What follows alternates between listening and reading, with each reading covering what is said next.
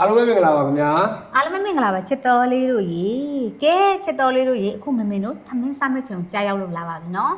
ထမင်းမစားခင်လေချစ်တော်လေးကိုမမင်ကတရင်ကောင်းတစ်ခုပြောပြဆရာရှိပါတယ်ရှင်ဘာသတင်းကောင်းလေးလဲဆိုတော့မင်းစရာကောင်းတဲ့ထမင်းတက်နက်ကိုပေါ့နော်ငွေတစ်ထောင်ဝန်းကျင်ရှိုံနဲ့အရသာရှိလေးစားလို့ရမယ်ဟင်းအနှစ်ထုတ်လေးတွေကိုလေးကျော်စားတောက်ကုန်လုပ်ငန်းနေပြီးအတိတ်ထပ်မံထုတ်လို့ပေးလိုက်ပါပြီဆိုတဲ့သတင်းကောင်းလေးကိုကျွန်တော်တို့ဒီနေ့လာပြောပြပေးတာဖြစ်ပါတယ်ခင်ဗျာအဲ့ဒီဟင်းအနှစ်ထုတ်လေးတွေကဘာလေးလဲဆိုရင်ပစွန်ကြောင့်ငပြားကြီးကြော်လေးရယ်မြုပ်သီးစိမ့်ငပိချက်လေးရယ်ကလက်ချက်အနှစ်လေးရယ်ပြီးတော့ခရမ်းကျင်သီးငပိချက်လေးပါနော်ကဲအဲ့ဒီထဲမှာမမင်တို့ဒီနေ့လေးကျော်ရယ်မြုပ်သီးစိမ့်ငပိချက်လေးနဲ့စားပါမယ်ဟုတ်ကဲ့ပါဒီလေးကျော်ရထုတ်ကုန်လေးရဆိုရင်လေဘာမှလည်းထပ်ထည့်စရာမလိုခုလိုမျိုးလေးဖောက်ပြမယ်နော်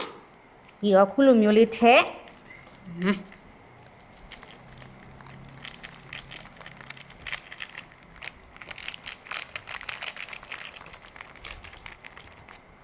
ပြီးရင်အခုလိုမျိုးလေးနဲမယ်ဒီလိုမျိုးလေးပေါ့နဲမယ်ဟုတ်ပါ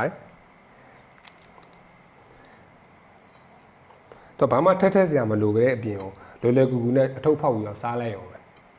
ပြီးရင်ပြမယ်နော်အခုလိုမျိုးလေးစားဘယ်တော့အဆင်ပြေလိုက်လဲဟုတ်တယ်စမ်းရောရလုံးဝလွယ်ကူမြန်ဆန်ပြီးတော့အရသာရှိလေးစားရတာပေါ့ဗျာနော်ပြီးတော့ဒီလေးကျော်စားတောက်ကုန်လုပ်ငန်းကလေ FDA လက်မှတ်ရထားတယ်လို့ကျွန်တော်မိတ်မြန်မာစစ်ဖြစ်ပြီးတော့ငွေတစ်ထောင်ဝန်းကျင်နဲ့အမျိုးမျိုးအနေနဲ့မှာရှိတဲ့ကုန်စုံဆိုင်တိုင်းမှာဝယ်ရရှိနိုင်ပါတယ်ခင်ဗျာတကယ်လို့မင်တို့နဲ့သမီးတူစားခြင်းနဲ့ဆိုဒီလိုမင်လေးစားခြင်းနဲ့ဆိုရင်ဒီဆက်ရဆိုင်မှာတွားပြီးတော့အခုဝယ်ပြီးတော့အလက်ဆုပ်စားကြမယ်နော်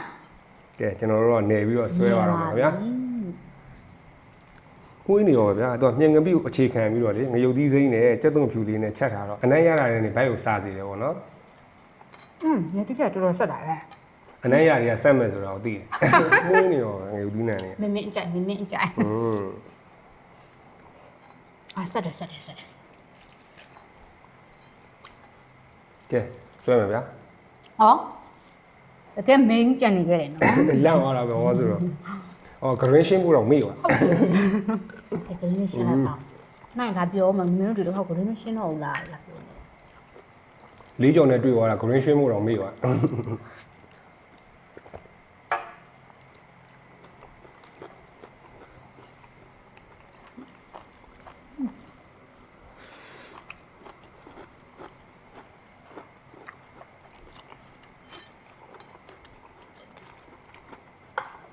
တီမိလေးနဲ့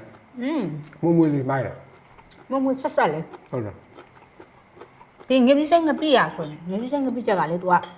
level 3မှာပါတယ်အဆက် level 3မှာပါတယ်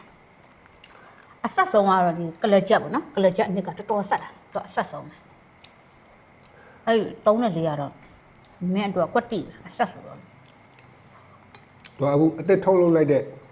ဒီ product လေးမှာဆိုလို့ရှိရင်သူရဲ့အဆက် level ပေါ့နော်အဲ့အဆက် level ကိုသူက indicator လေးနဲ့ပြထားတဲ့ icon လေးတွေပါပါတယ်သူကအဆင့်1အဆင့်2အဆင့်3အဆင့်4ပေါ့နော်ဟိုဒါကျွန်တော်တို့စားပြရတဲ့ဒီငရုတ်သီးစိမ့်ငပိကျရဆိုလို့ရှိရင်အဆင့်3ပေါ့သူ့ထက်တစ်ဆင့်မြင့်တာရှိသေးတယ်ဆရာကြီးတစ်ဆင့်ရှိသေးတယ်ကလေချက်ပေါ့နော်ကလေချက်နဲ့တော့အဆက်ဆုံးတော့ဆက်တယ်ဟိုထုတ်လုပ်လိုက်တဲ့လေးမျိုးကမြန်မာတွေရဲ့တဲကြေကြိုက်ပဲ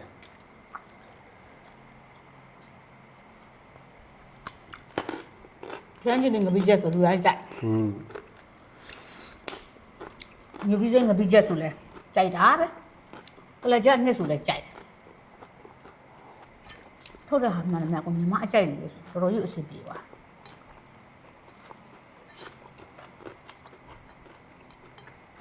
ကဲအနည်းလေးထပ်စားလိုက်အောင်ထပ်နေမယ်လားဟုတ်နဲ့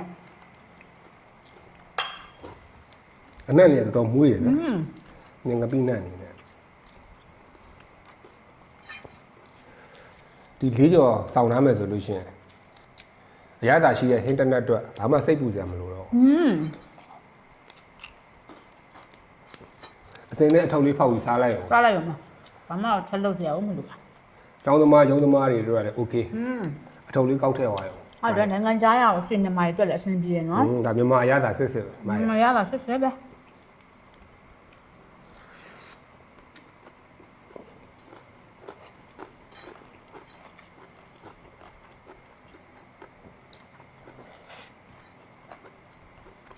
အဆက်ကြိုက်တဲ့သူအတွက်လုံးဝ very good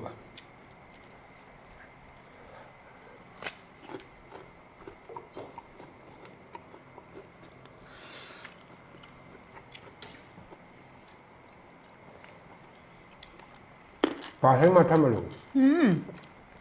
သူဟင်းအနေထုတ်လေးတွေနဲ့အဆင်ပြေတယ်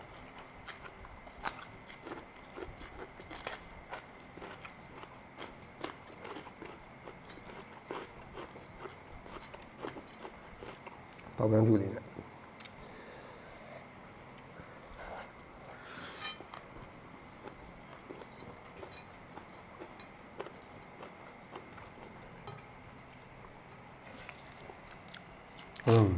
စွန်နေဟူလေး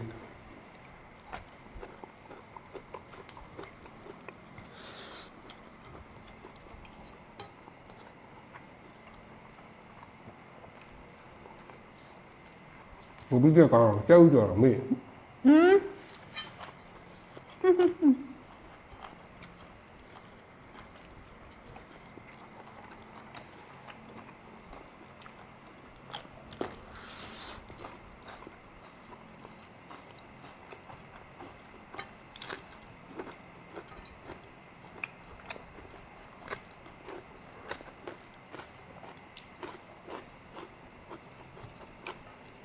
ဟိုငပိချက်တွေပါတွေစားကျင်တယ်ဆိုလို့ရှိရင်အထက်ဝင်ခံပြီးတော့ချက်ဆရာမလို့တော့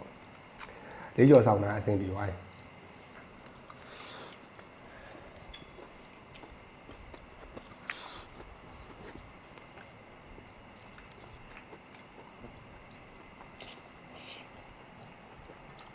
ကဲမင်းကိုထိုက်လာမယ်啊，我来了，有吧？我来啥讲？လေးကြော်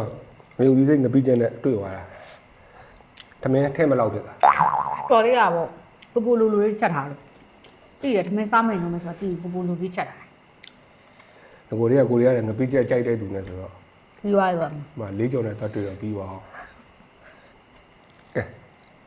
ထပ်နေပဲဗျာ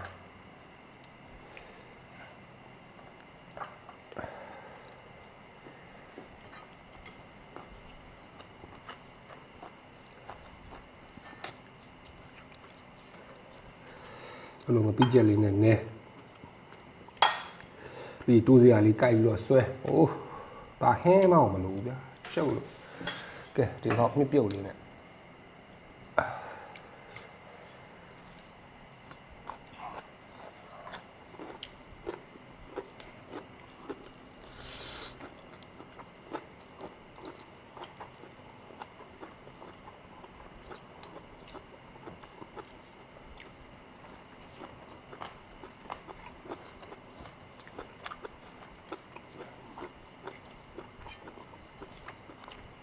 ทำไม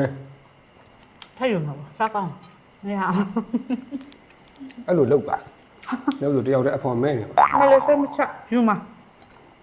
တော့စားကောင်းလားမှန်တယ်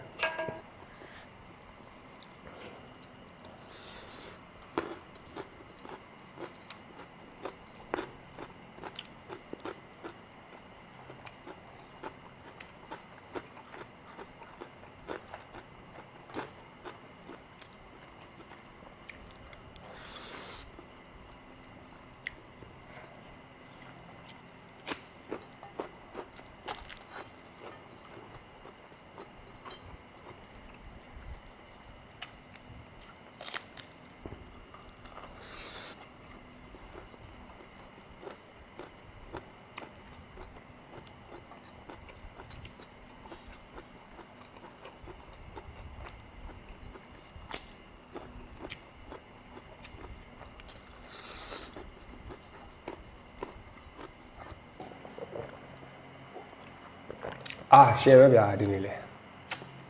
ကဲချစ်တော်လေးတို့ရေအရသာရှိတော့ထမင်းဝိုင်းအတွက်လေးကြော်ဆိုတဲ့အတိုင်းဒီနေ့တော့အရသာရှိရှိလေးတုံးဆက်လိုက်ရပါတယ်ရှင်ဆိုတော့နောက်စီစဉ်လေးမှာပြန်တွေ့ပါမယ်ခင်ဗျာ Bye